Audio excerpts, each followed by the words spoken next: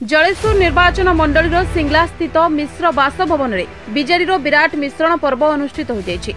वरिष्ठ बीजेडी नेता अद्वैत प्रधान सभापतित्व में अनुष्ठित यह मिश्रण पर्व में सिंगला पंचायत बीजेपी सभापति जयंत मिश्र समेत बीजेपी और कांग्रेस दलर 200 रु अधिक कर्मी विधिबद्ध भाव बीजेडी में जोग देइछन्ति।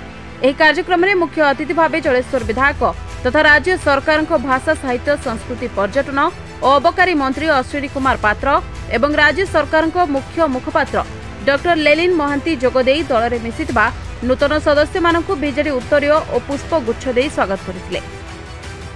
अन्यमानक मध्य बालेश्वर जिला परिषद उपाध्यक्ष अनुष्या प्रधान प्रमुख उपस्थित रही आगामी विधानसभा निर्वाचन को आखि आगे रखी समस्त तृणमूल स्तर में प्रस्तुत होगापी परामर्श देथिले। मु तो आज्ञा भारतीय जनता पार्टी पंचायत सभापति थी।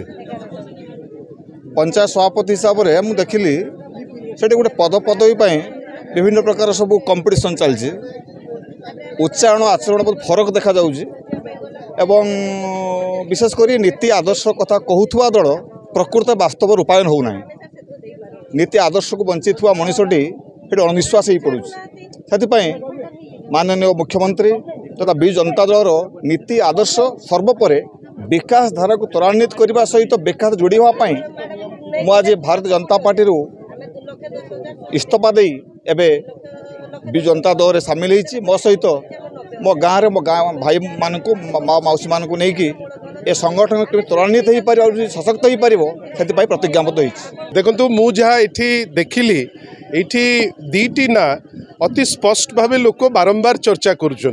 गोटे ना जोटा सारा ओडिशा रे मध्य चर्चा होची माननीय मुख्यमंत्री श्री नवीन पट्टनायक ना अन्य नाटी जड़े अति सरल अमायिक ए माटीर जी प्रतिनिधि जी ए माटीर समस्तंकर नेतृत्व नौचंती एवं ओडिशार पर्यटन क्षेत्र में एवं साहित्य क्षेत्र में जी विप्लव आनी पारिचंती श्री अश्विनी कुमार पात्र महोदय।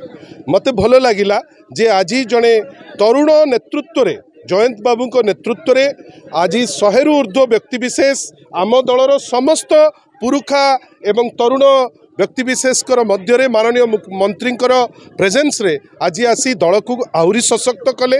बालेश्वर भरत दास को रिपोर्ट NNS ओडिया।